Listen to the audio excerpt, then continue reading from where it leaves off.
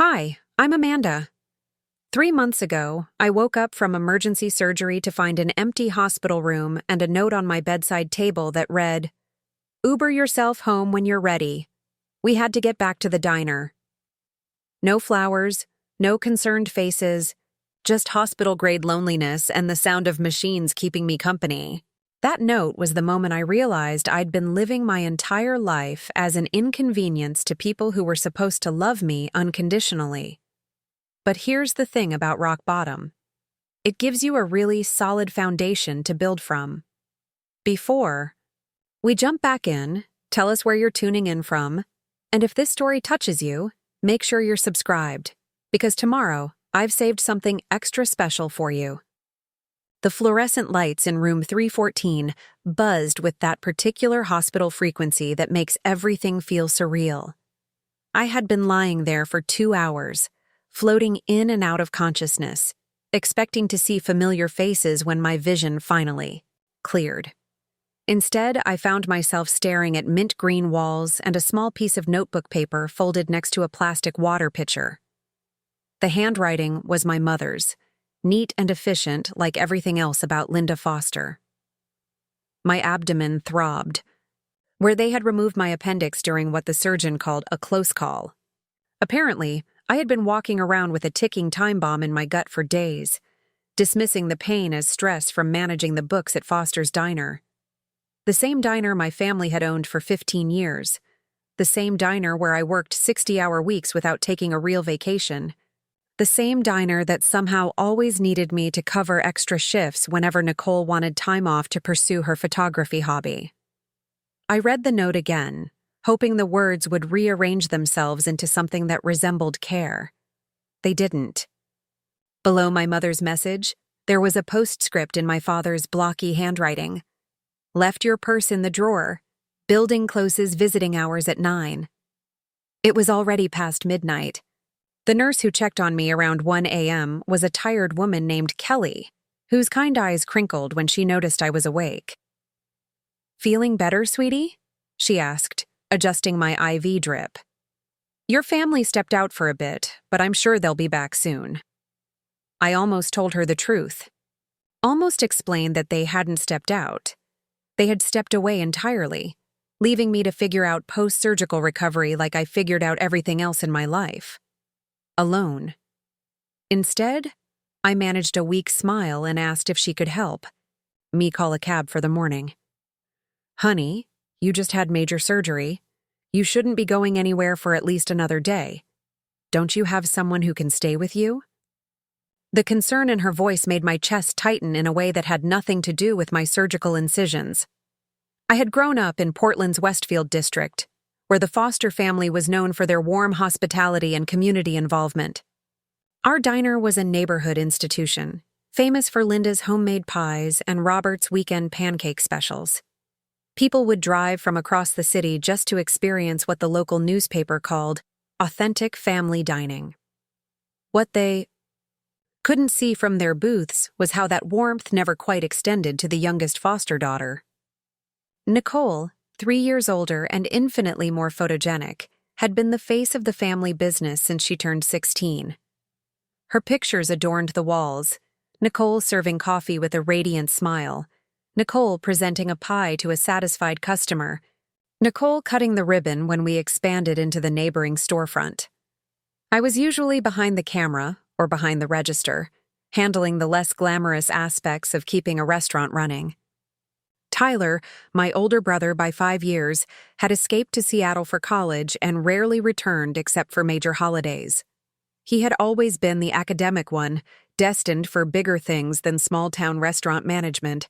The family spoke of his engineering career with the kind of pride they reserved for achievements that reflected well on the Foster name. Then there was me, Amanda, the reliable one. The one who stayed late to balance the books, who covered shifts without complaint, who quietly fixed problems before they became crises. I had accepted my role as the family problem solver so completely that I never questioned why I was always the solution but never the priority. The morning after my surgery, I discovered just how deeply that dynamic ran. I had managed to dress myself and gather my belongings when Dr. Martinez stopped by for a final check. He was a soft-spoken man with graying hair who had performed my appendectomy. "Miss Foster, I need to go over your recovery instructions. You'll need someone to monitor you for the next 48 hours, help with basic tasks, and watch for any complications. This isn't optional. Appendectomies can have serious post-operative risks." He paused, looking around the empty room. "Where's your support system?" The question hung in the air like smoke. I had spent 26 years being everyone else's support system, but I couldn't remember the last time someone had asked who supported me. "They're busy with the restaurant," I said, surprised by how easily the excuse came. Dr. Martinez frowned. "Amanda, this is serious. You could develop an infection, internal bleeding, or other complications. You need supervision." He pulled out a business card. "I'm going to give you the number for a home health service. Promise me you won't try to handle this alone." I promised, knowing I was lying. The home health service would cost money I didn't have, and asking my family to pay for something they clearly didn't think was necessary felt impossible. I had been managing impossible situations my entire life. The cab ride home took 25 minutes through Portland's morning traffic. The driver, an older man with kind eyes, kept glancing at me in the rearview mirror. "You okay back there, miss? You look pretty pale." I assured him I was fine, another lie that came naturally. We pulled up to my small apartment on Pine Avenue, a modest one-bedroom I had rented 2 years earlier when living at home became unbearable. The building was nothing special, but it was mine, and for the first time in my adult life, I had a space where I wasn't responsible for anyone else's needs. Climbing the 2 flights of stairs to my apartment felt like scaling a mountain. Each step reminded me that my core muscles had been sliced open and sewn back together less than 24 hours ago. By the time I reached my door, I was sweating and shaking, wondering if Dr. Martinez's warnings about complications were more serious than I had realized. Inside my apartment, everything looked exactly as I had left it 3 days earlier when I first started feeling the sharp pains that led to my emergency surgery. A half-eaten sandwich sat on the kitchen counter, my laptop was still open to the diner's accounting spreadsheet, and a load of laundry waited in the basket by my bedroom door. Normal life, frozen in time while I nearly died from something I didn't even know was wrong. I lowered myself onto my couch and reached for my phone, intending to let my family know I had made it home safely. That's when I noticed the messages I had missed while unconscious. Nicole had texted around 11 p.m. the night before. "Hope you feel better. Can you handle the weekend shift schedule from home? Marcus called in sick and we're short-staffed." Tyler had sent a brief message. "Mom told me about your surgery. Glad you're okay. Say hi to everyone for me." My father hadn't texted at all, but there was a voicemail from my mother that I almost deleted without listening to. Her voice was crisp and businesslike. "Amanda, I hope you're feeling better. The dinner rush was completely chaotic without you here, and we're going to need you back as soon as possible. Nicole has that photography workshop this weekend, so we'll need you to cover her shifts too. Call me when you get this." I played the message 3 times, listening for something I couldn't name. Concern, maybe. Affection. Some acknowledgement. That her youngest daughter had nearly died and deserved more than a shift schedule discussion. The silence where those things should have been felt louder than her actual words. That afternoon, as I struggled to open a can of soup with hands that shook from pain medication, I started to understand something fundamental about my place in the foster family ecosystem. I wasn't a daughter who occasionally helped with the business. I was a business asset who happened to share their DNA. The realization should have been devastating, but instead, it felt strangely liberating. For the first time in my life, I could see the situation clearly, without the fog of hope that had always obscured the truth. They didn't abandon me at the hospital because they were overwhelmed with worry. They abandoned me because they genuinely didn't see my medical emergency as more important than their dinner service. I spent the next 2 days alone in my apartment, learning to navigate basic tasks while recovering from major surgery. Opening jars required creativity. Showering was a careful ballet of waterproof bandages and strategic positioning. Getting dressed took 20 minutes and left me exhausted. These were the activities Dr. Martinez had specifically said I shouldn't do without supervision. On the third day, Hannah Brooks, my only real friend outside the family business, stopped by with groceries and a look of pure fury. Hannah had been my roommate in college and the one person who consistently called out my family's treatment of me. She took one look at my pale face and the way I was moving and exploded. "Amanda Foster, please tell me your family has been taking care of you." She set down the grocery bags and crossed her arms, waiting for an answer she already knew she wouldn't like. I tried to deflect with humor. "I'm getting really good at opening cans one-handed. This isn't funny. You had emergency surgery 3 days ago and you're living on crackers and determination. Where the hell is your family?" Hannah's voice carried the kind of righteous anger I had never learned to feel on my own behalf. I told her about the note, the messages, the complete absence of any acknowledgement that I might need help. Hannah listened with an expression that grew darker with each detail. When I finished, she was quiet for a long moment. Preparing and narrating this story took us a lot of time, so if you are enjoying it, subscribe to our channel. It means a lot to us. Now back to the story. You know this isn't normal, right? You know that normal families don't abandon their kids in hospitals? Her voice was gentle now, but the words hit like physical blows. I had known, somewhere deep down, that my experience wasn't typical, but I had spent so many years making excuses, finding explanations, convincing myself that my expectations were too high. Hannah's anger on my behalf forced me to confront the possibility that my expectations hadn't been too high. They had been basic human decency. That evening, while Hannah heated soup and lectured me about setting boundaries, my phone rang. It was my mother, calling for the first time since I had left the hospital. "Amanda, we really need you to come. In tomorrow. Nicole's photography thing got extended and we're completely underwater. Can you manage a few hours behind the register?" I looked at Hannah, who was making violent gesturing motions and mouthing words I couldn't repeat in polite company. For the first time in my adult life, I considered saying no to a family request. "Mom, I just had surgery.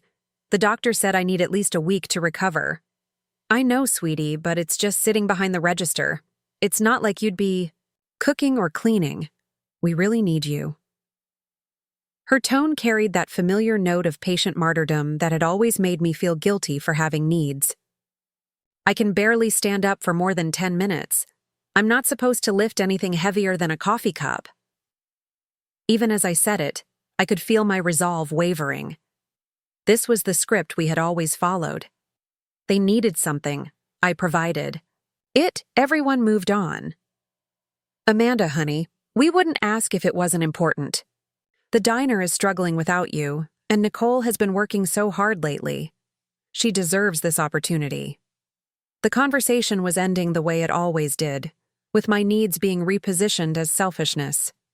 I hung up the phone and looked at Hannah, who was staring at me with a mixture of disbelief and pity.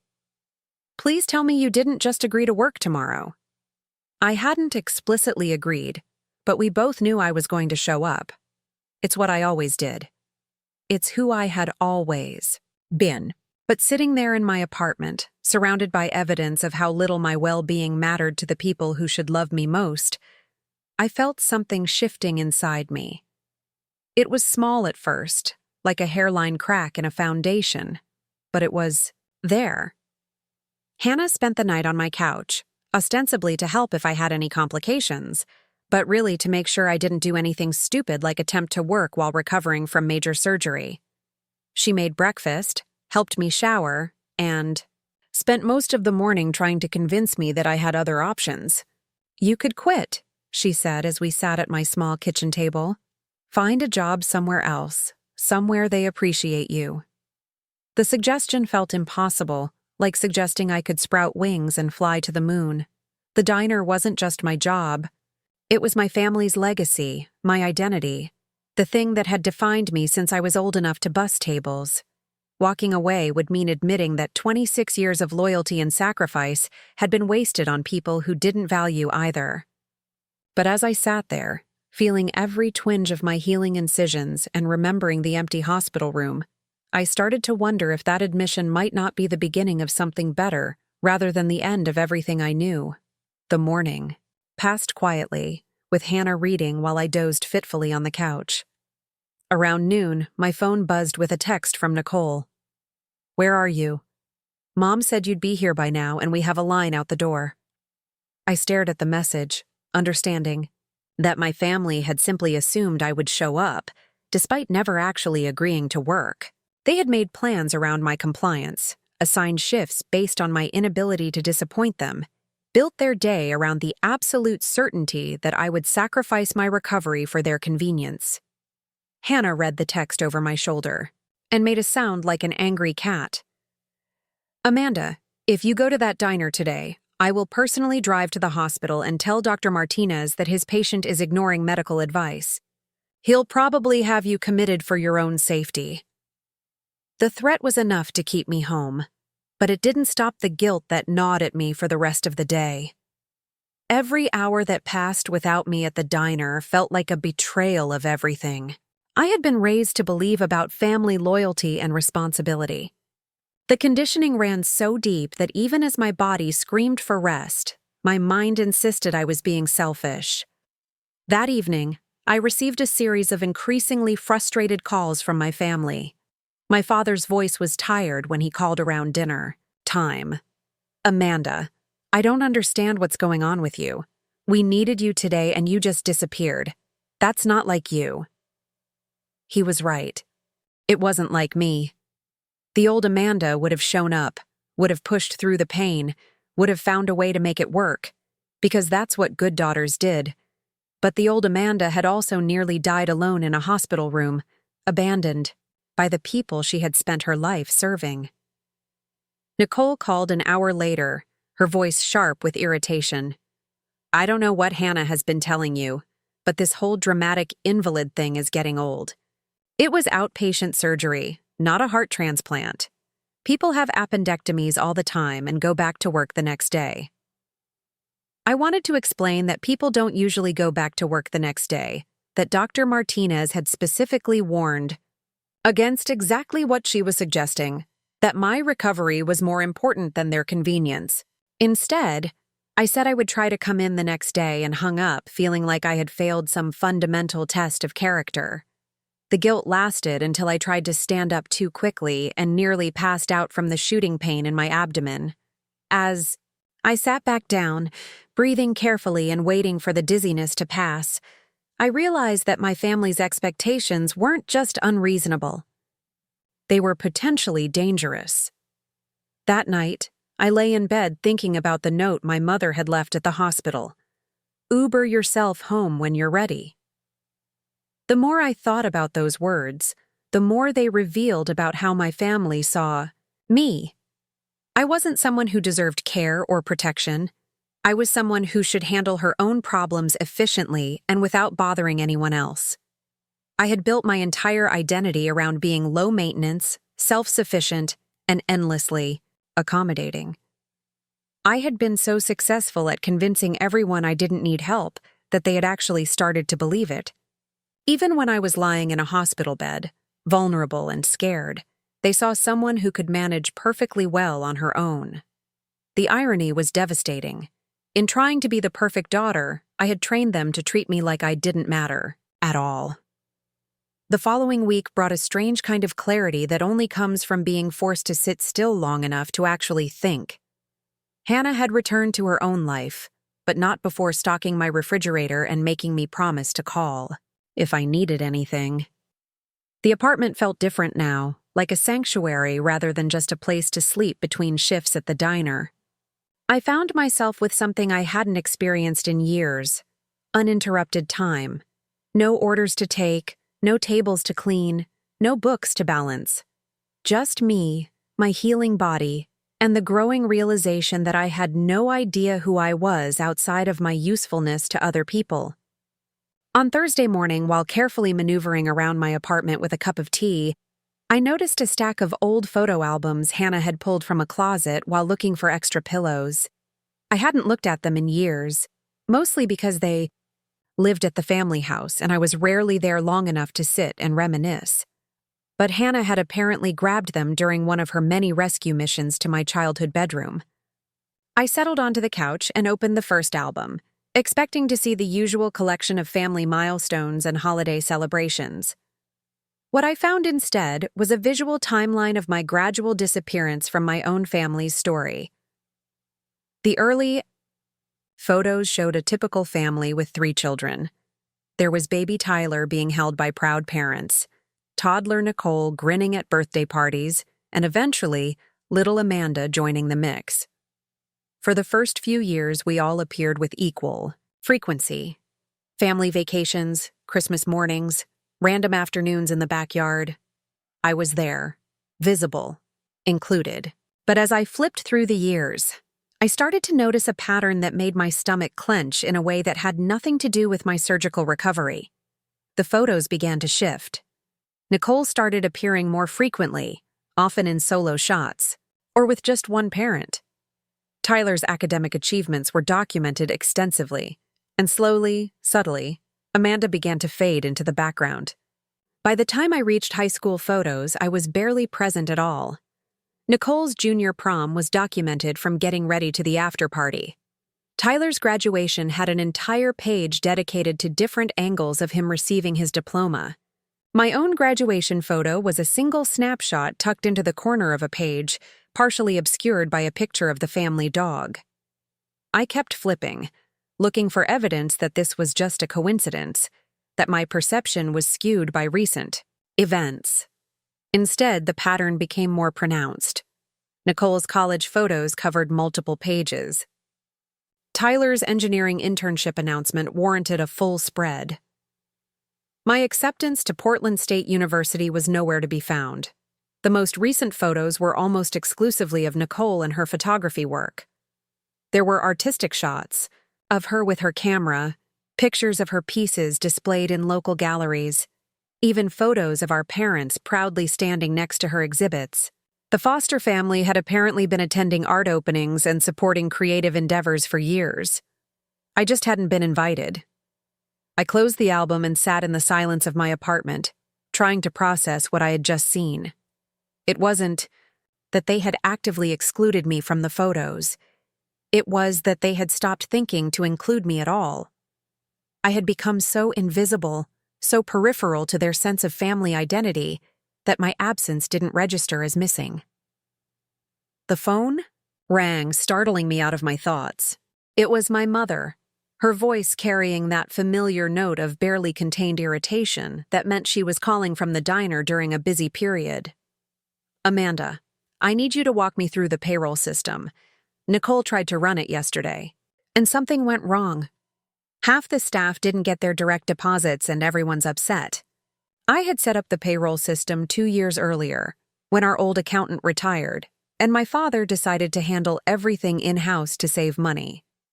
It was a complex process that involved multiple software programs and very specific timing. I had written detailed instructions, but apparently they had been filed away and forgotten. "It's pretty complicated to explain over the phone," I said, genuinely unsure how to guide someone through the process remotely. "Can it wait until I'm feeling better?" "Amanda, we have 12 employees who didn't get paid. This isn't something that can wait." Her voice had that edge that meant I was being unreasonable. "Just tell me where to click." For the next 45 minutes, I tried to guide my mother through a process that usually took me 3 hours and required careful attention to detail. She grew increasingly frustrated as I explained steps she couldn't see, referenced screens she couldn't find, and tried to troubleshoot problems I couldn't diagnose without being there. "This is ridiculous," she finally snapped. "Why did you make it so complicated? Can't you just come in for an hour and fix it?" The question hung in the air between us. She was asking me to choose between my medical recovery and my family's immediate need. In the past, it wouldn't have been a choice at all. I would have found a way to make it work, would have pushed through the pain, would have prioritized their crisis over my healing. But something had shifted during my week of forced solitude. Maybe it was the photo albums, or the memory of waking up alone in that hospital room, or the simple fact that I had been taking care of myself successfully for 7 days without anyone's help. Whatever it was, I found myself saying something I had never said before. "No, Mom, I can't come in. I'm still recovering from surgery." The silence that followed was so complete I thought the call had dropped. When she spoke again, her voice was carefully controlled in a way that felt more dangerous than outright anger. "I see. Well, I suppose we'll have to figure it out ourselves. Then, I hope you feel better soon, Amanda." She hung up without saying goodbye, leaving me staring at my phone and wondering if I had just crossed a line I couldn't uncross. In refusing to come to their rescue, I had violated the fundamental agreement that had governed our relationship for my entire adult life. They needed, I provided. No exceptions, no excuses, no consideration of the cost to myself. That afternoon, I received a text from Nicole that was clearly meant for someone else, but had been sent to me by mistake. "She's being so dramatic about this whole surgery thing. Mom's having to do everything herself and Amanda just sits at home playing invalid. I don't get what her problem is lately." I read the message 3 times, each time feeling something cold and hard settle deeper in my chest. They weren't worried about my recovery. They were annoyed by my inconvenience. My appendectomy wasn't a medical emergency that had frightened them. It was a scheduling problem that had disrupted their routine. I scrolled back through weeks of text messages, looking for evidence that I was wrong, that my family did care about my well-being beyond my ability to solve their problems. The messages told a story I had been too close to see clearly. Every conversation revolved around the diner. Every request was about covering shifts, handling tasks, or managing crises. Even their expressions of affection were tied to my usefulness.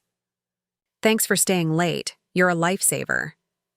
"Don't know what we'd do without you."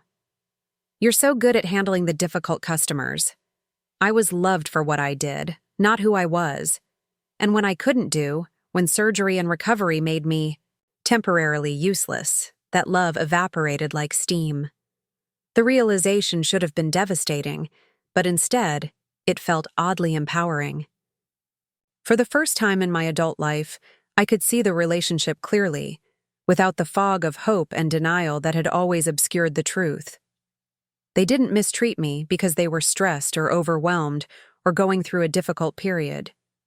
They mistreated me because they fundamentally didn't see me as a person whose needs mattered. Over the next few days, I started paying attention to things I had always overlooked. I noticed that my mother never asked how I was feeling when she called, only what I could do to help with whatever crisis was currently consuming the diner. I observed that Nicole's photography workshops were treated as sacred commitments that couldn't be interrupted, while my doctor's appointments had always been scheduled around the restaurant's needs. I remembered that Tyler's college graduation had warranted closing the diner for a family celebration, while my own graduation had been squeezed between the lunch and dinner rushes. I realized that when Nicole had her wisdom teeth removed 2 years earlier, my mother had taken a full week off to care for her, while I was expected to manage my own recovery from major surgery without support. The patterns were everywhere once. I started looking. I wasn't being dramatic or oversensitive. I was finally seeing clearly. On Saturday morning, exactly 1 week after my surgery, I received a call from my father. His voice was strained in a way I had rarely heard, and for a moment I thought he might actually be calling to check on my recovery. "Amanda, we need to talk. Can you come to the house today?" There was something in his tone that made me nervous, a formality that didn't match our usual interactions. "Is everything okay? You sound upset." "Just come by when you can. We'll be home all afternoon." The drive to my childhood home felt longer than usual, maybe because I wasn't rushing to solve a crisis, or cover an emergency shift. I had time to notice details I usually missed. The way the afternoon light hit the maple tree in the front yard, the careful maintenance of the garden my mother tended, the general sense of prosperity and stability that surrounded the Foster family home. From the outside, we looked like the perfect family. Successful business owners, beautiful house in a good neighborhood, 3 children who had all stayed close to home. The kind of family people admired and envied. The kind of family that appeared in local newspaper articles about community businesses and traditional values. I parked in the driveway and sat for a moment, trying to prepare myself for whatever conversation awaited me inside. Through the front window, I could see my parents sitting in the living room, their posture formal and tense. Nicole was there too, perched on the edge of the couch like she was ready to flee at any moment. I knocked on the front door, a gesture that would have seemed ridiculous a month earlier, but felt necessary now. My mother opened it with a smile that didn't reach her eyes. "Amanda, honey, come in. We're in the living room." The formality of the moment felt surreal. This was the house where I had grown up, where I had spent countless hours helping with homework and family dinners and holiday preparations. But now I felt like a visitor, someone who needed to be invited in rather than someone who belonged. I took a seat in the chair across from the couch, the same chair I had always chosen because it let me observe the family dynamic without being at the center of it. Old habits die hard. My father cleared his throat, a sound that usually preceded important announcements or difficult conversations. "Amanda, we need to discuss what's been happening lately. Your mother and I are concerned about your attitude." The word attitude hit me like a physical blow. I had been abandoned in a hospital, left to navigate major surgery recovery alone, and expected to prioritize their business needs over my medical care, and they were concerned about my attitude. "What about my attitude?" I asked, genuinely curious to hear how they would frame my newfound reluctance to sacrifice my well-being for their convenience. Nicole leaned forward, apparently unable to contain herself any longer. "You've been acting like we're supposed to drop everything for you just because you had a simple surgery. Mom's been covering all your shifts, doing all your work, and you won't even help with basic things like payroll." I stared at her, wondering when my family had decided that appendectomy was a simple surgery, and that expecting basic care and support made me selfish. I was told by my doctor not to work for at least a week. I'm still in pain and I can barely stand for more than 20 minutes. "But you're sitting here just fine," my mother said gently, as if she were explaining something obvious to a child. "And payroll doesn't require standing. It's just sitting at a computer." The logic was so flawed, so fundamentally dismissive of my experience, that I almost laughed. They had reduced my entire recovery to a question of whether I could physically sit upright, as if pain and exhaustion and the need for rest were just excuses I was using to avoid responsibility. "The point isn't whether I can physically do the work," I said slowly, trying to keep my voice steady. "The point is that I just had emergency surgery and I need time to recover. That's normal. That's what people do." My father shifted in his chair, his expression growing more serious. "Amanda, I think we need to address what's really going on here. Ever since your surgery, you've been distant and uncooperative. We're starting to wonder if this is about more than just recovery time." "What do you mean?" But even as I asked, I had a sinking feeling that I knew exactly what he meant.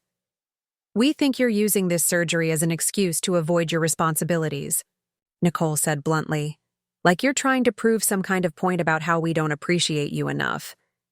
The accusation was so breathtakingly unfair that for a moment I couldn't speak. They had abandoned me in a hospital, expected me to work while recovering from major surgery, and never once asked how I was feeling or what I needed.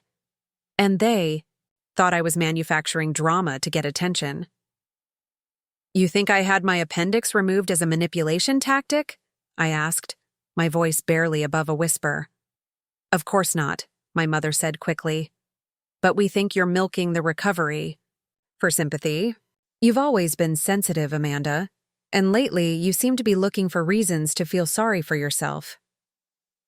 The words hung in the air like smoke from a fire I hadn't realized was burning. They didn't just dismiss my need for care and support. They saw it as a character flaw, evidence that I was weak and self-pitying and fundamentally different from the rest of the family. I thought about the photo albums I had been looking through, the visual evidence of my gradual disappearance from their sense of family identity. I thought about waking up alone in that hospital room, about the note telling me to Uber myself home, about the week I had spent learning to take care of myself because no one else would. "You're right," I said finally, my voice surprisingly calm. "This is about more than recovery time." They all leaned forward slightly, expecting me to apologize, to explain that I had been dramatic and unreasonable, to promise that things would go back to normal. Instead, I stood up carefully, testing my balance and managing the pull of my healing incisions. "This is about the fact that when I nearly died, none of you thought it was important enough to stay with me. This is about the fact that you've never seen me as anything more than free labor for your restaurant. This is about the fact that you're more upset about covering my shifts than you are about my surgery." The silence that followed was deafening. Nicole's mouth was slightly open, as if she had started to speak and forgotten what she wanted to say. My mother's face had gone very pale, and my father was staring at me like I had suddenly started speaking a foreign language.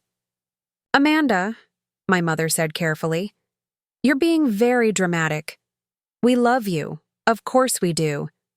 But love doesn't mean we can drop everything every time something happens." "Every time something happens?" I repeated, feeling something dangerous building in my chest. "When was the last time I asked you to drop everything for me? When was the last time I asked for anything at all?" They exchanged glances, the kind of wordless communication that happens between people who are used to managing difficult situations together. I realized they had probably discussed this conversation beforehand, had planned their approach, and anticipated my responses. "You're upset," my father said diplomatically. "Why don't we table this discussion until you're feeling more like yourself? More like myself. The version of myself that said yes to everything, that absorbed criticism, without defending myself, that prioritized their needs above my own health and well-being. The version of myself that had nearly died alone in a hospital room because she had never learned to ask for help."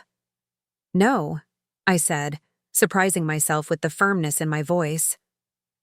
"I'm feeling exactly like myself. For the first time in years, I'm feeling like myself." I walked toward the front door, moving slowly but steadily. Behind me, I could hear my family having the kind of hushed conversation that meant they were deciding how to handle my episode. "Amanda, wait!" Nicole called as I reached for the doorknob. "Where are you going?" I turned back to look at them. These three people who had shaped my entire understanding of love and family and belonging. They looked genuinely confused, as if my refusal to accept their dismissal was evidence of some fundamental breakdown in my character. "I'm going home," I said simply, "and I'm not coming back until you're ready to have a real conversation about how this family treats me." The drive back to my apartment was quiet, but not the heavy quiet of defeat. It was the quiet of decision, of a line finally drawn after years of being crossed. I didn't know what would happen next, didn't know if my family would ever be capable of the kind of real conversation I had demanded. But for the first time in my adult life, I knew I wouldn't accept anything less. 2 weeks of silence stretched between me and my family, like a bridge that no one wanted to cross first.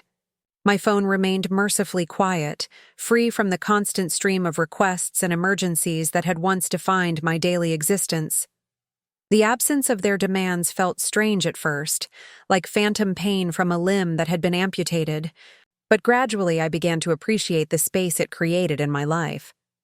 Hannah had been checking in regularly, bringing groceries and updates from the outside world that felt increasingly distant from my small apartment sanctuary. She mentioned seeing my mother at the farmer's market, looking harried and tired in a way that suggested the diner was struggling without my constant presence. Part of me felt guilty about their difficulties, the same part that had been trained from childhood to prioritize everyone else's comfort over my own well-being. But a larger part of me felt something I had never experienced before, the quiet satisfaction of boundaries being respected, even if it was only because I had physically removed myself from their reach. During those quiet days, I found myself doing something I hadn't done in years, thinking about what I actually wanted from life. Without the constant pressure of someone else's crisis demanding my immediate attention, I had space to consider questions that had been buried under decades, of obligation and responsibility. What kind of work would I choose if I wasn't expected to sacrifice my future for the family business? Where would I live if I wasn't tethered to my role as the perpetual problem solver? Who was I when I wasn't defined by my usefulness to other people? The questions felt both liberating and terrifying. I had spent so many years being whoever my family needed me to be that I wasn't sure I remembered who I actually was underneath all those carefully constructed roles. The dutiful daughter, the reliable employee, the selfless sister who never asked for anything in return. Those identities had become so fundamental to my sense of self that removing them felt like trying to solve a puzzle with half the pieces missing.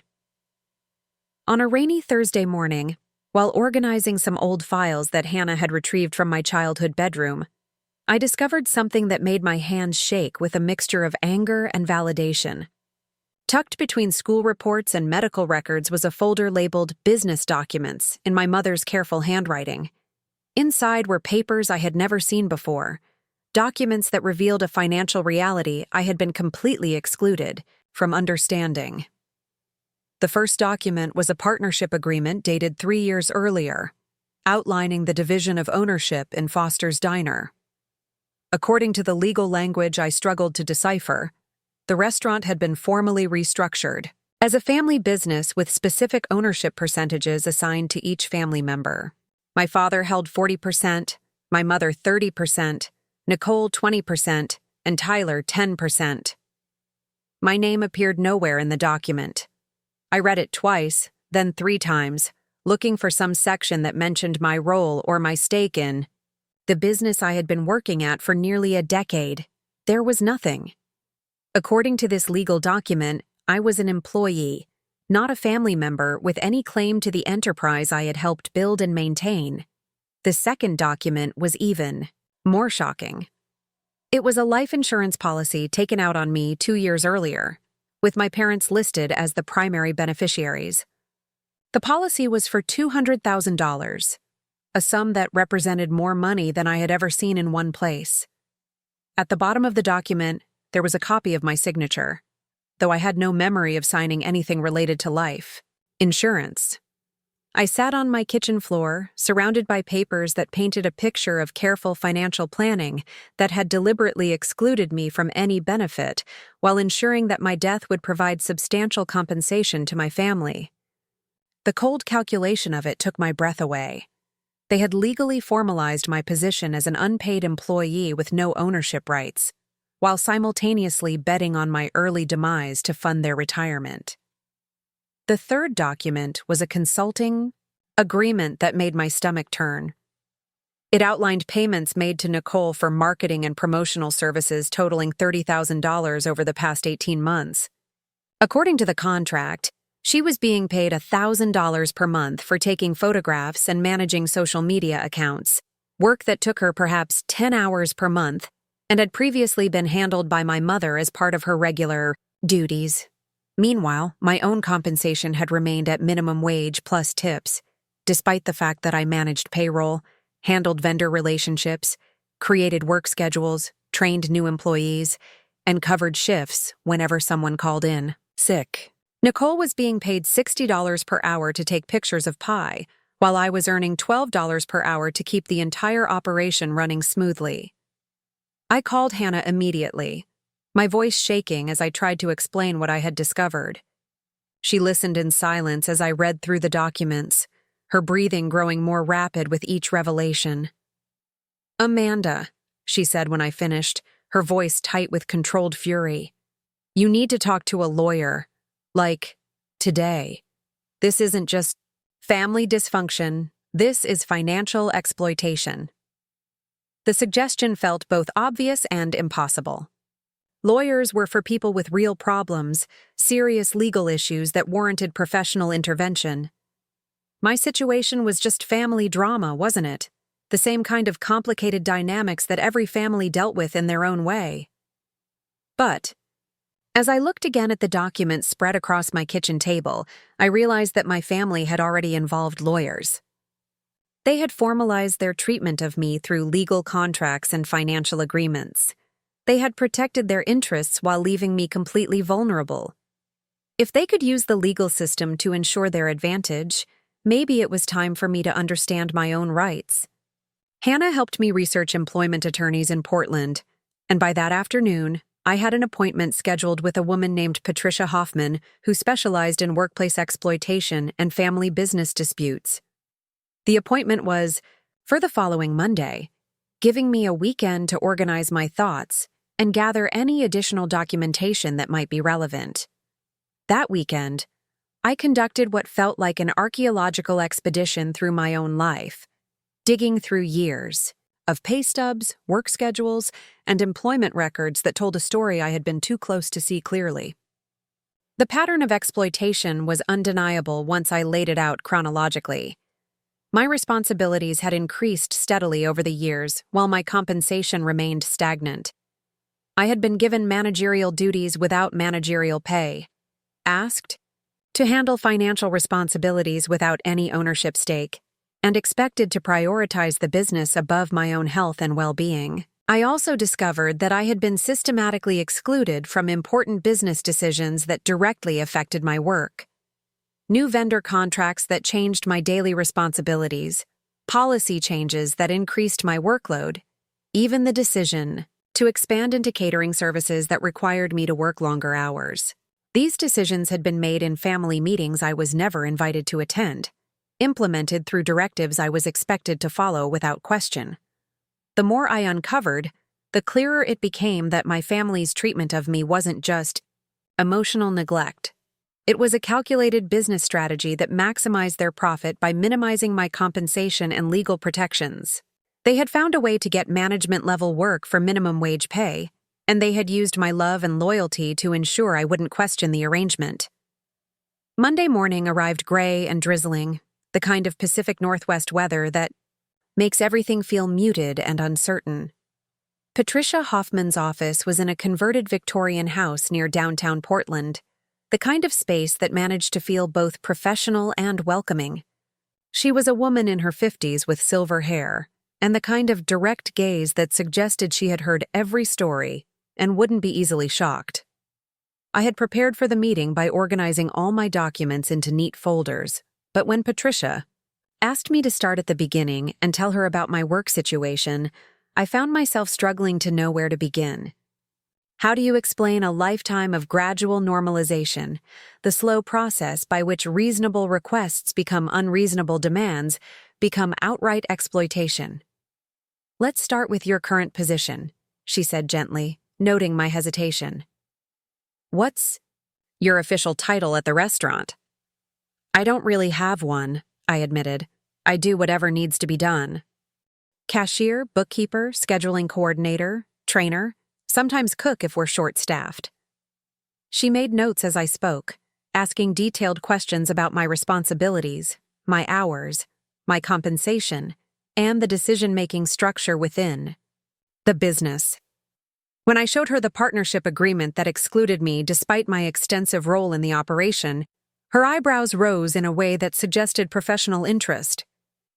"This is unusual," she said, reviewing the document carefully. "You're essentially functioning as a general manager with no equity stake and minimal compensation. That's legally problematic for several reasons." She explained that family businesses were still required to follow employment law, that my extensive responsibilities likely qualified me for overtime pay I had never received, and that the life insurance policy taken out without my informed consent raised serious questions about their intentions and my rights. "What I'm seeing here," she said after reviewing all my documents, "is a pattern of systematic financial exploitation disguised as family loyalty. They've used your emotional attachment to the business to secure your labor at below-market rates, while legally protecting themselves from any obligation to fairly compensate you." The clinical language helped me understand that my experience wasn't just personal disappointment or family dysfunction. It was a recognizable pattern with legal implications and potential remedies. I wasn't being dramatic or oversensitive. I was being exploited in ways that violated both employment law and basic principles of fairness.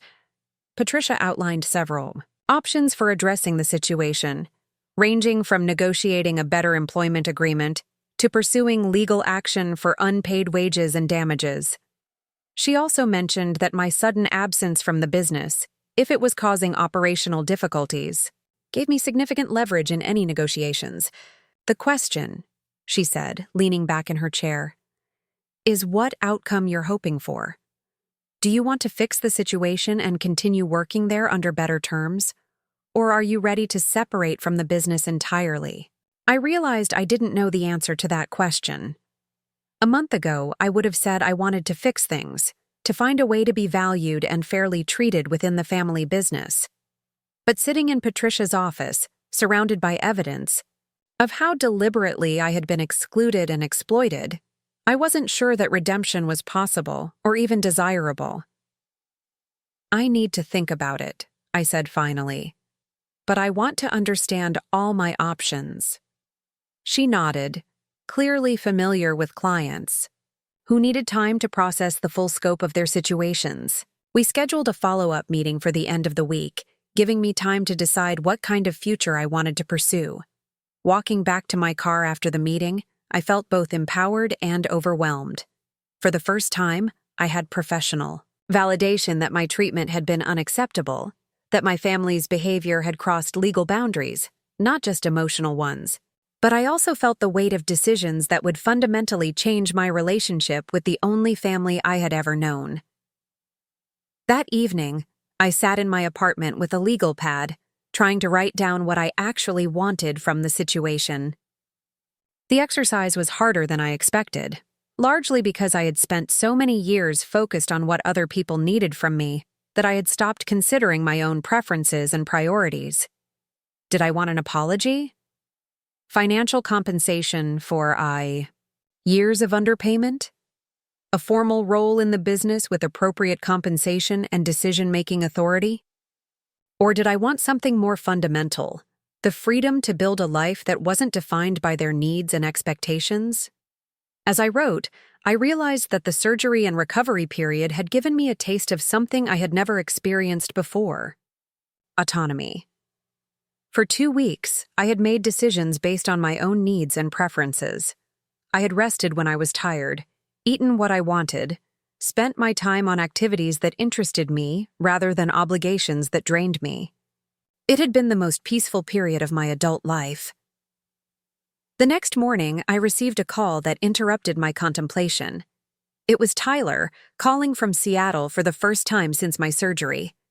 His voice carried a strange tension that immediately put me on alert. "Amanda, I heard about what happened at the house last week. Mom and Dad are pretty upset about your ultimatum." Ultimatum. The word stung because it reframed my attempt to establish basic boundaries as an aggressive demand. I had asked for a real conversation about how the family treated me. They had apparently interpreted that as an unreasonable demand that put them in an impossible position. "I didn't give them an ultimatum," I said carefully. "I told them I wanted to have an honest conversation about our relationship." "Yeah. Well, that's not how they see it. They think you're having some kind of breakdown and making demands that don't make sense." Tyler's voice carried the same dismissive tone I had heard from the rest of the family, the suggestion that my perspective was fundamentally unreliable. "What demands exactly do they think I'm making?" "They said you accused them of not caring." about you, of treating you like an employee instead of a daughter. They're hurt, Amanda. They don't understand where this is coming from." I almost laughed at the irony. They had literally treated me like an employee, had legal documents that formalized my exclusion from the family business, had taken out a life insurance policy on me without my knowledge. But they were hurt by my acknowledgement of the reality they had created. "Tyler, did you know about the partnership agreement? The one that gives everyone in the family ownership except me?" There was a long pause, the kind of silence that answers questions without words. I knew they were restructuring. Some things for tax purposes. It's complicated business stuff, Amanda. It doesn't mean anything personal. It means I work 60 hours a week for a business I have no stake in while Nicole gets paid $1,000 a month to take pictures. How is that not personal? Look, I don't know all the details about the business arrangements, but I know Mom and Dad love you, and they're worried about you.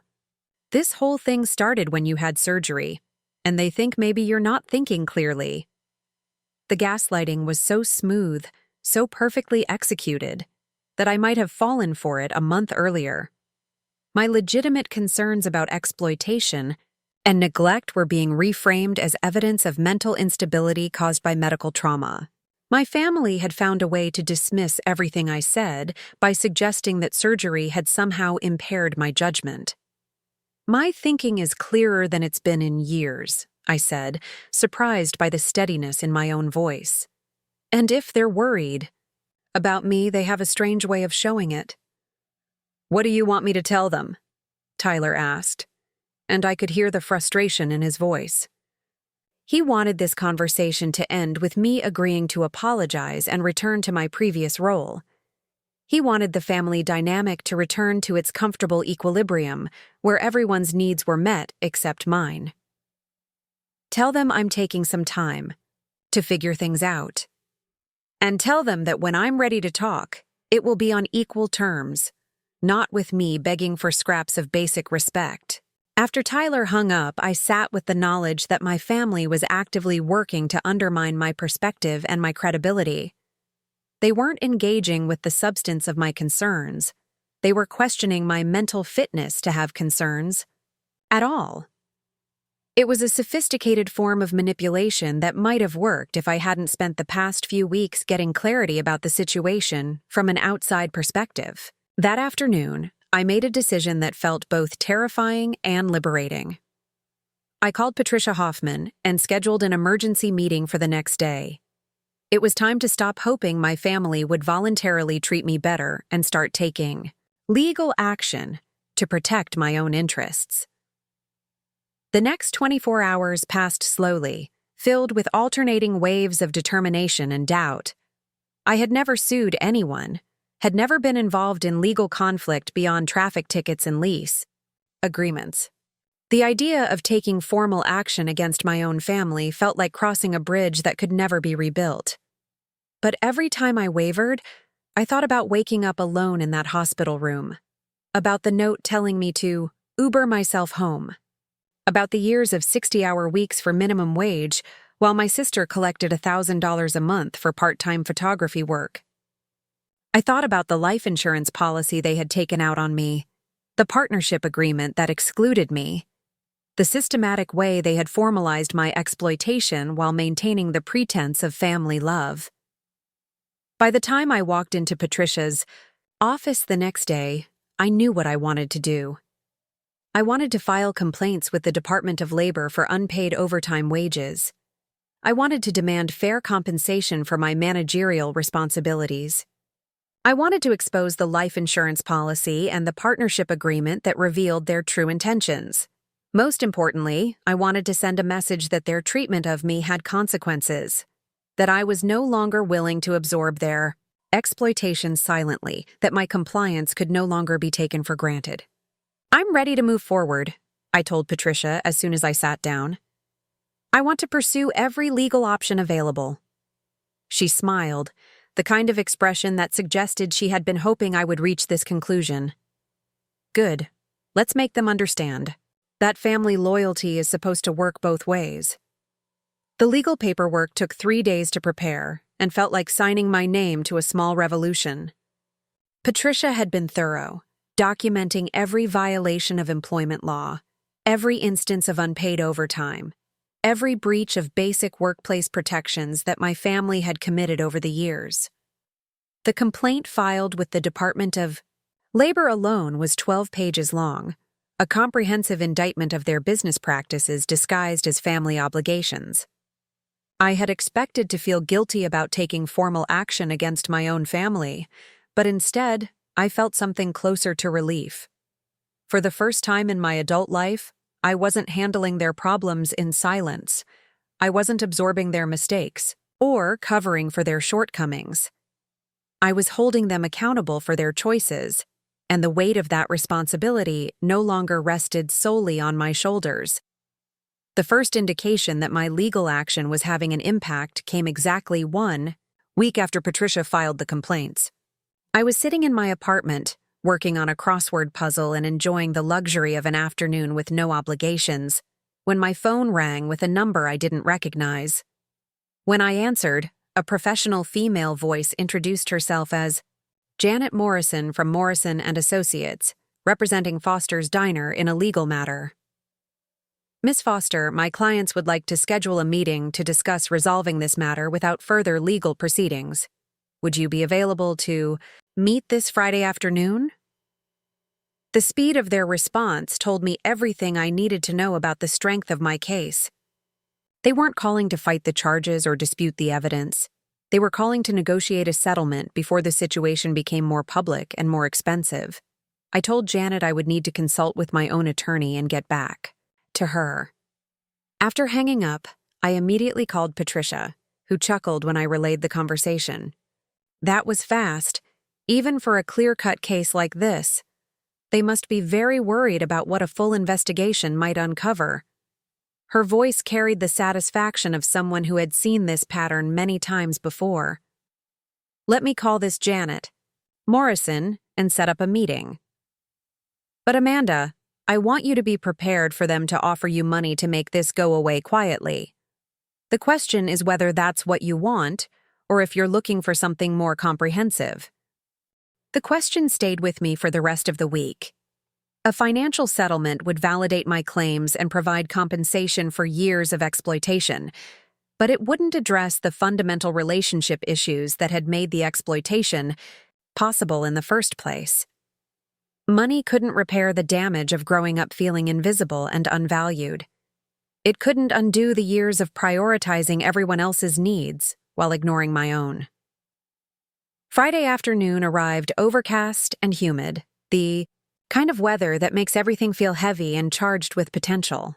The meeting was scheduled at Janet Morrison's office, a sleek downtown space that suggested her clients had significant resources to spend on legal representation. Patricia and I arrived 15 minutes early, using the time to review our strategy and prepare for whatever my family might offer.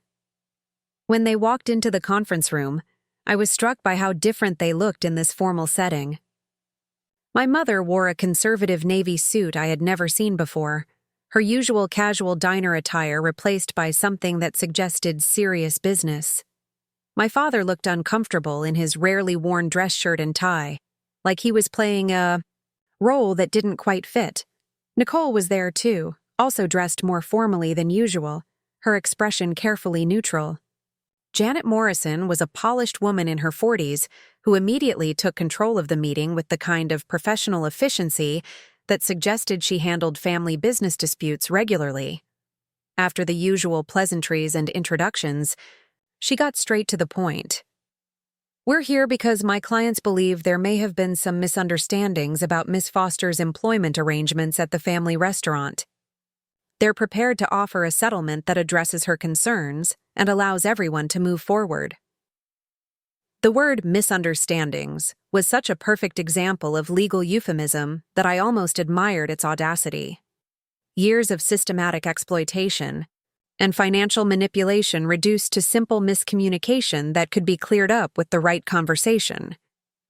Patricia leaned forward slightly, her expression politely skeptical. What kind of settlement are your clients proposing?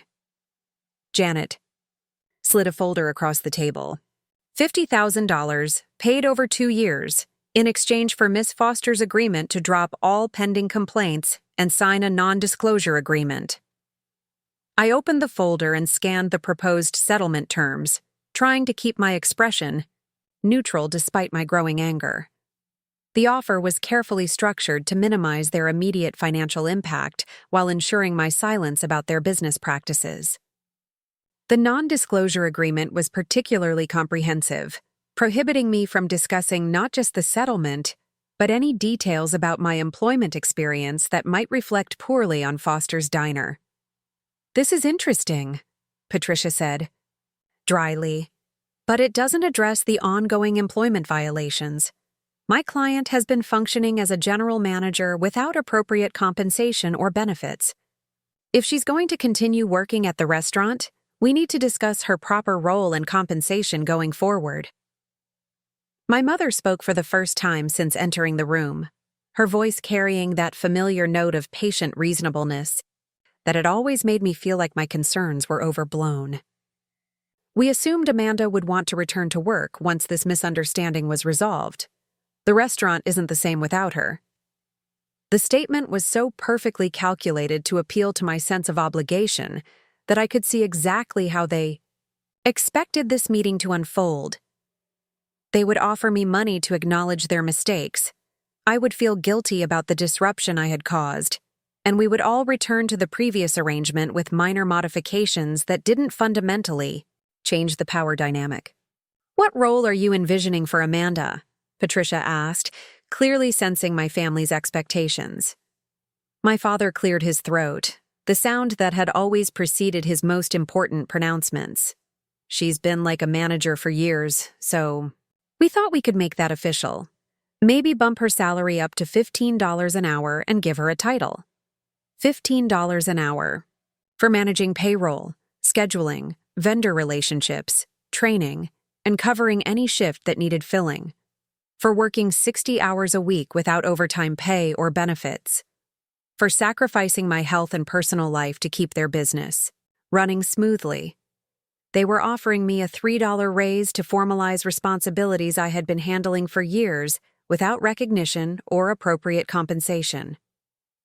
I looked across the table at these 3 people who had shaped my entire understanding of family and loyalty and discovered something remarkable. I felt nothing. No anger, no hurt, no desperate desire for their approval. Just a clear, cold recognition that they were exactly who they had always been, and I was finally seeing them without the filter of hope and denial that had obscured my vision for so long. "That's not going to work," I said quietly, surprising everyone, including myself, with the steadiness of my voice. "I'm not interested in returning to my previous role under any circumstances." The silence that followed was thick with implications. Janet Morrison made notes on her legal pad while my family exchanged glances that suggested this response hadn't been anticipated. "What are you interested in?" Nicole asked, her tone carrying an edge of impatience that suggested she thought I was being unnecessarily difficult. I had been thinking about this question for weeks, and for the first time, I had a clear answer. I want fair compensation for the work I've already done. I want acknowledgement that my treatment was unacceptable. And I want to separate from the business entirely. My mother's face went pale. "Amanda, you can't mean that. The restaurant is your inheritance, your future. We're a family business." "No," I said, feeling something powerful and final settling into place in my chest. "You're a family business. I'm an unpaid employee who happens to share your DNA." The distinction felt important, the difference between being included and being exploited. I had spent my entire adult life believing I was building something with them, investing in a shared future that would eventually benefit everyone. But the partnership agreement and the systematic exclusion from decision-making had made it clear that my future was never part of their plans. Patricia stepped in smoothly, her professional demeanor unchanged despite the emotional undercurrents in the room. My client is prepared to accept a settlement for back wages and damages in exchange for a complete separation from the business. We're talking about significantly more than $50,000, given the extent of the employment violations and the duration of the exploitation. Janet Morrison raised an eyebrow. What figure did you have in mind? $200,000, plus an acknowledgement of wrongdoing that can be made public. Patricia's voice was matter-of-fact, as if she were discussing the weather rather than a sum that would fundamentally change my life. The room erupted in simultaneous objections from my family. Nicole called the amount ridiculous, my father said it would bankrupt the business, and my mother insisted that I was being manipulated by lawyers who didn't understand family dynamics. But Janet Morrison was studying her notes with the expression of someone running mental calculations. After a moment, she held up a hand to quiet my family's protests. "Let me discuss this with my clients privately," she said diplomatically. "We'll take a 15-minute recess." Patricia and I moved to a smaller conference room down the hall, where she poured herself coffee and smiled with the satisfaction of someone whose strategy was working perfectly. "They'll counteroffer," she said confidently. "Probably something around $150,000 without the public acknowledgement. The question is whether you're prepared to walk away if they won't meet your terms." I realized I was prepared to walk away. The money would be life-changing, but it wasn't the most important thing anymore. What mattered was refusing to accept their treatment any longer, regardless of the financial cost of that refusal. When we returned to the main conference room, my family looked like they had been through a difficult conversation. My mother's eyes were red. My father's jaw was set in the stubborn expression I remembered from childhood arguments, and Nicole looked like she wanted to be anywhere else in the world. Janet Morrison spoke first. "My clients are prepared to offer $125,000 for a complete settlement, but they cannot agree to any public acknowledgement of wrongdoing. That would be too damaging to their business reputation." I looked across the table at my family. These people who had raised me and shaped me, and ultimately taught me that love was conditional on usefulness. They were willing to pay me to go away quietly, but they weren't willing to admit they had done anything wrong. "Counteroffer," I said, the words coming from some deep well of certainty I hadn't known existed. $150,000. And I want you to admit, right here in this room, that you treated me badly. Not to the public, not in writing, just to me. I want you to acknowledge that I deserved better. The request was so simple, so basic, that asking for it felt almost embarrassing. I wasn't demanding a public apology or a detailed confession. I just wanted them to admit, out loud, that their treatment of me had been wrong. My father shifted in his chair, his discomfort obvious. "Amanda, we always did our best by you. Families are complicated, and maybe we made some mistakes, but we never meant to hurt you." It was such a perfectly crafted non-apology that I almost admired its sophistication. Mistakes were made, hurt was unintentional, everyone was trying their best. All the classic deflections wrapped up in language that sounded like accountability without actually accepting any responsibility. "That's not what I asked for," I said quietly. "I asked you to admit that you treated me badly, not that mistakes were made or hurt was unintentional, that you made choices that put your convenience above my well-being, and those choices were wrong." My mother leaned forward, her voice taking on the pleading tone she had always used when she needed me to be reasonable. "Honey, we're trying to make this right. Can't we just move forward without relitigating the past?" Move forward. The phrase that had always been used to dismiss my concerns, to avoid accountability, to ensure that patterns of behavior never had to change, because acknowledging them would be too uncomfortable. I stood up slowly, feeling the weight of a decision that would define the rest of my relationship with my family. I can move forward, but I won't pretend the past didn't happen anymore. Patricia gathered her papers efficiently, clearly reading the situation. "My client's offer stands. $150,000 and a simple acknowledgement of wrongdoing. If that's not acceptable, we'll proceed with the full legal complaints and let the Department of Labor determine appropriate damages. As we walked toward the door, my mother called after me. Amanda, wait! Don't let this destroy our family over money and pride. I turned back one last time, looking at these three people who had never quite figured out how to love me without trying to use me. This isn't about money or pride. This is about finally admitting what we all know is true. The hallway outside. Janet Morrison's office felt like a different world, brighter and cleaner somehow. Patricia was already on her phone, probably calling someone about next steps in the legal process, but I wasn't thinking about legal strategy anymore. For the Zai. First time in my adult life, I had asked my family for something simple and basic and reasonable, and they had refused to give it to me. They would pay me to disappear, but they wouldn't acknowledge that I had deserved better treatment. The refusal was so perfectly consistent with their lifelong approach to our relationship that it felt almost like closure. That evening, I sat in my apartment with takeout Chinese food and a sense of freedom I had never experienced before. My phone had been buzzing with calls from various family members, but I hadn't answered any of them. There would be time for those conversations later, after I had processed what had happened and decided how I wanted to move forward. Hannah called around 9, her voice tight with curiosity and concern. How did the big meeting go? I told her about the settlement offer, the non-apology, the complete inability of my family to acknowledge their behavior even when confronted with legal consequences. She listened without interrupting, making small sounds of outrage at the appropriate moments. So what happens now? She asked when I finished. Now Patricia files the complaints and we see how far they're willing to let this go before they decide that admitting wrongdoing is less expensive than fighting a public legal battle. And how do you feel about all of this?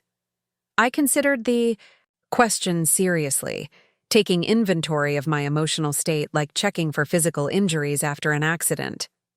I feel sad that it came to this, but I also feel proud that I finally stood up for myself, and mostly, I feel free. Free was the right word. Free from the obligation to prioritize their needs above my own well-being. Free from the hope that they would eventually see and value my contributions. Free from the exhausting work of trying to earn love from people who had never been capable of giving it unconditionally. The next morning brought a call from Janet Morrison with a revised offer, $140,000, and a written statement that acknowledged employment practices that did not meet current industry standards. It was closer to what I had asked for, but still carefully worded to avoid admitting intentional wrongdoing. Patricia and I discussed the offer over lunch at a cafe near her office. The money was substantial, enough to give me complete financial independence and the freedom to build whatever life I wanted. The acknowledgement was limited, but it was more than they had ever been willing to give before. The question, Patricia said, stirring sugar into her coffee, is whether getting something is better than getting nothing. We could push for more, but there's always a risk they'll dig in and fight, rather than continue negotiating. I thought about my goals when I first walked into Patricia's office, the mixture of validation and compensation I had been seeking. The money would provide security and independence. The limited acknowledgement would at least put their employment violations on record, even if it didn't include the personal apology I had wanted. Let's take it, I said finally. Not because it's everything I wanted, but because it's enough to build something better. That afternoon, I signed papers that formally ended my employment at Foster's Diner and my financial dependence on my family.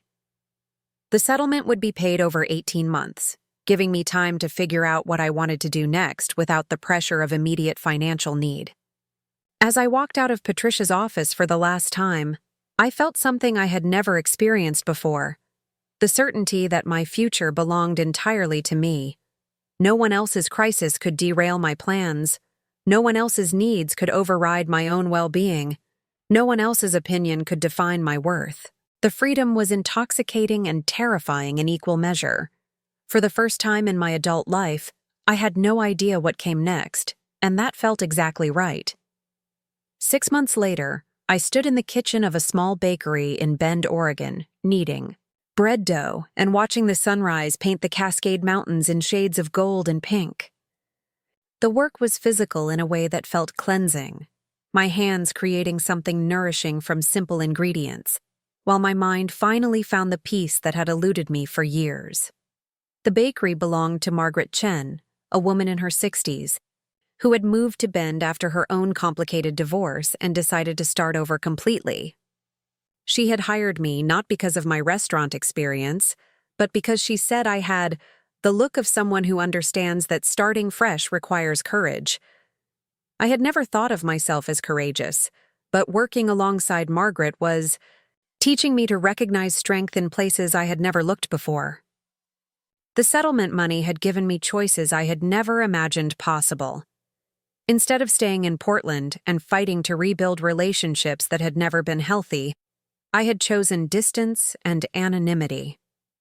Bend was small enough to feel like a community, but far enough from my old life that I could define myself however I wanted. Here, I wasn't the foster daughter who had caused a family scandal. I was just Amanda, the woman who made excellent sourdough and always had a kind word for regular customers. The bakery was nothing like Foster's Diner. We opened at 6 in the morning and closed at 3 in the afternoon, giving me evenings and weekends to explore hiking trails, read books I had never had time for, and slowly figure out who I was when I wasn't constantly responding to other people's emergencies. Margaret paid fair wages, respected boundaries, and treated her employees like human beings rather than business assets. It was a revelation to work somewhere that functioned with basic decency. The first few months had been an adjustment period. That felt like learning to walk again. Without the constant pressure of family demands, I had to rebuild my sense of purpose and identity from scratch. I discovered that I enjoyed gardening, that I was good at watercolor painting, that I liked the rhythm of seasonal living in a way I had never experienced in the city. Small pleasures that had been crowded out by years of obligation slowly expanded to fill the space in my life. I had also started volunteering at the Riverside Community Center, teaching basic financial literacy to women who were rebuilding their lives after various kinds of trauma. The work felt like a natural extension of my own journey, helping other people recognize their worth and develop the skills they needed to protect their interests. Many of the women I worked with had stories that echoed my own. Years of putting everyone else's needs first, of accepting treatment that diminished their value, of finally reaching a breaking point that forced them to choose between self-preservation and familiar dysfunction.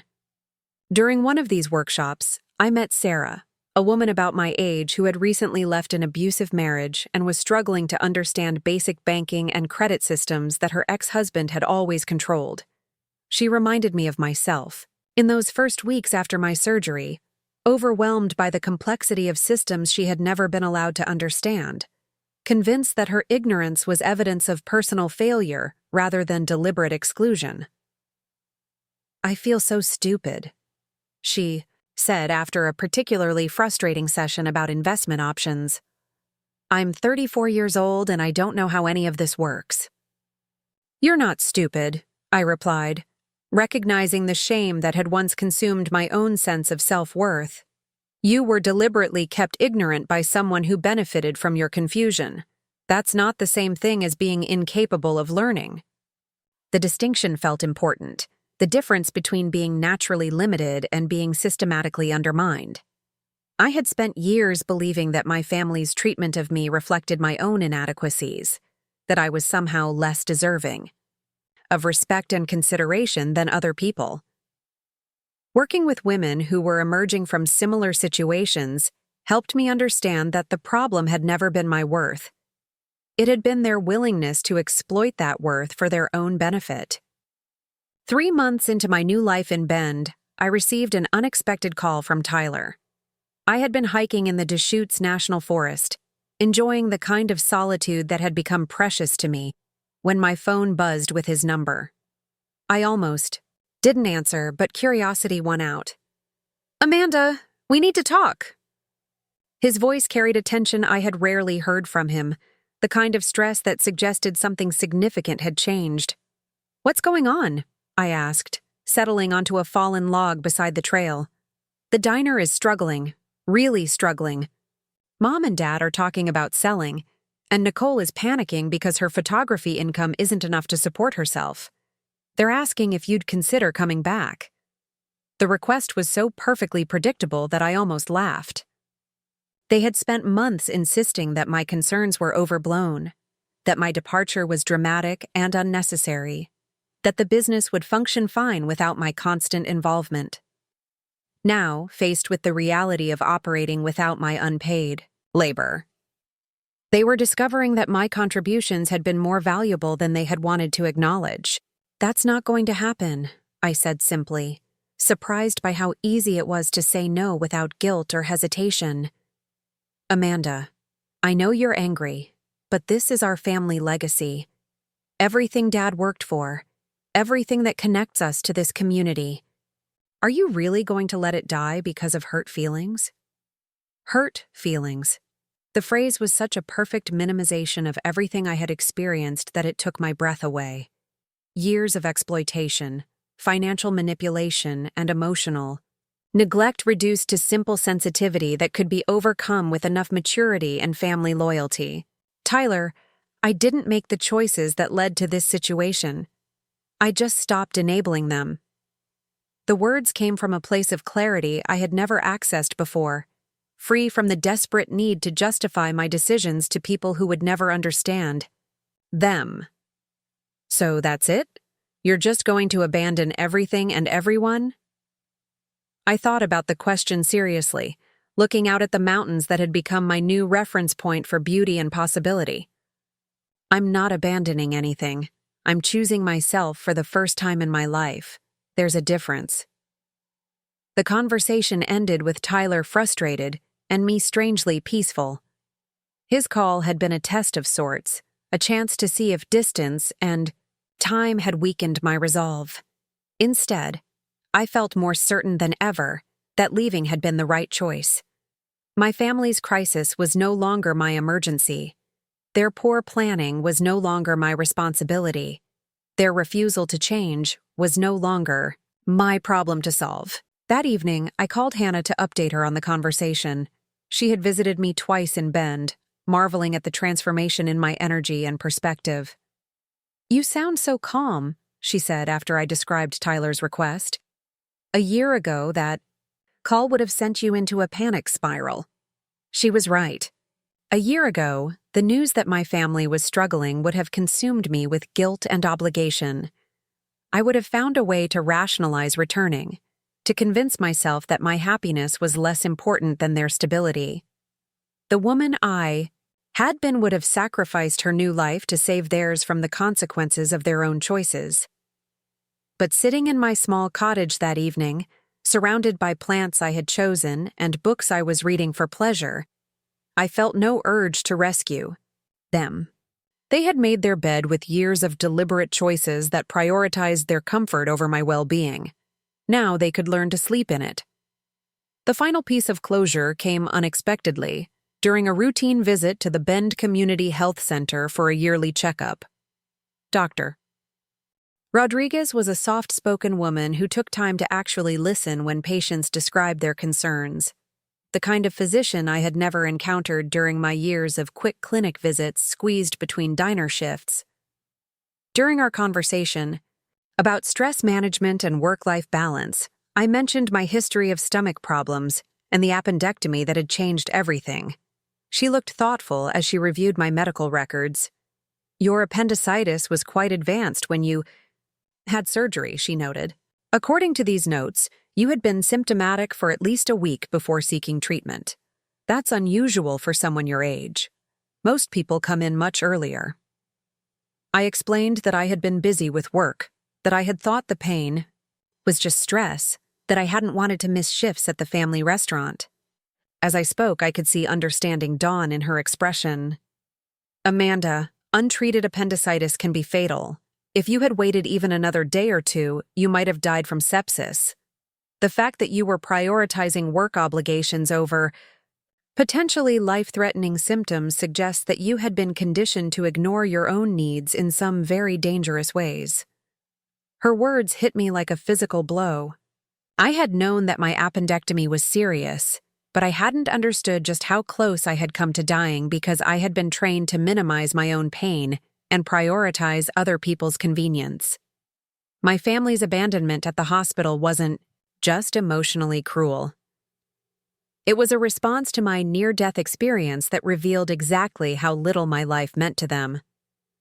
That night, I sat on my back porch looking at stars that were visible in ways they never had been in the city, and felt profound gratitude for the surgery that had saved my life in more ways than one.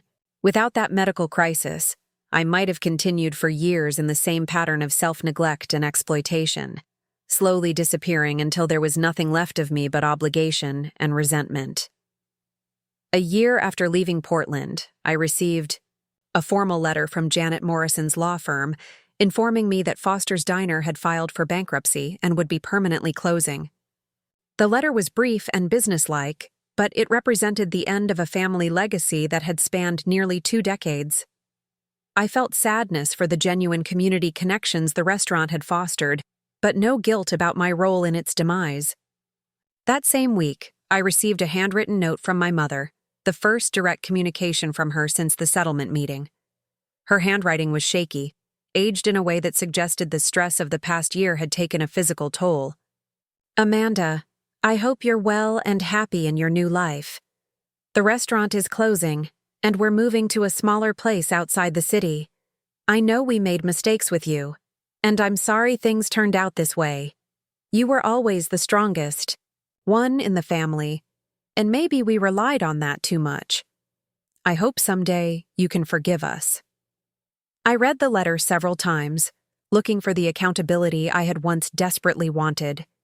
It was closer than anything they had offered before, an acknowledgement that mistakes had been made and patterns had been harmful, but it still carried the familiar note of self-pity that made their poor choices sound like unavoidable circumstances rather than deliberate decisions. I wrote back, a short note that thanked her for reaching out and wished them well in their transition. I didn't offer forgiveness or reconciliation, but I also didn't express anger or resentment. The emotional charge had drained from our relationship, leaving something neutral and distant that felt healthier than the intensity that had once defined our interactions. 6 months later, Margaret offered to sell me a partnership stake in the bakery, recognizing the skills and dedication I had brought to the business. The opportunity felt like validation of everything I had learned about my own capabilities and worth. Instead of being valued only for my willingness to sacrifice myself, I was being recognized for my competence and reliability as an equal partner. Standing in the bakery that had become my sanctuary, surrounded by the smell of fresh bread and the quiet satisfaction of work that nourished rather than depleted me, I understood that my story wasn't really about family betrayal or financial exploitation. It was about learning to value myself enough to demand better treatment, even when that demand meant losing relationships that had once felt essential to my identity. The woman who had woken up alone in that hospital room would barely recognize the person I had become. She had been so afraid of disappointing other people that she had forgotten to consider whether they were disappointing her. She had been so focused on earning love through usefulness that she had never learned to love herself unconditionally. These days, I measure success differently, not by how many problems I can solve for other people, but by how well I protect my own peace. Not by how indispensable I can make myself, but by how authentically I can live. Not by whether my family approves of my choices, but by whether those choices align with my values and well-being. I still think about them sometimes, wonder how they're adjusting to their smaller life and whether they've learned anything from the experience. But mostly, I think about the future I'm building, the relationships based on mutual respect and genuine affection, the work that feeds my soul rather than draining it. The best revenge I've learned isn't making them suffer. It's building a life so fulfilling that their approval becomes irrelevant. It's discovering that the love you were desperately seeking from them was always available from yourself, waiting patiently for you to believe you deserved it. And every morning, as I unlock the bakery doors and turn on the ovens that will create something beautiful and nourishing, I remember that sometimes the most radical act is simply refusing to accept treatment that diminishes your worth. Sometimes, the most powerful revolution happens quietly, one boundary at a time, one choice to value yourself over their convenience. I never made them hitchhike to their next meal. I just stopped carrying their burdens and let them discover what they were capable of when they couldn't rely on my sacrifice to solve their problems. It turned out that what they were capable of wasn't much, but that was their journey to take, not mine to facilitate. The mountains outside my window remind me daily that some things endure, not because they bend to every pressure, but because they know their own strength and refuse to be diminished by forces that would reshape them. I am learning to be like those mountains, beautiful, unmovable, and entirely my own. Up next, you've got 2 more standout stories right on your screen. If this one hit the mark, you won't want to pass these up. Just click and check them out.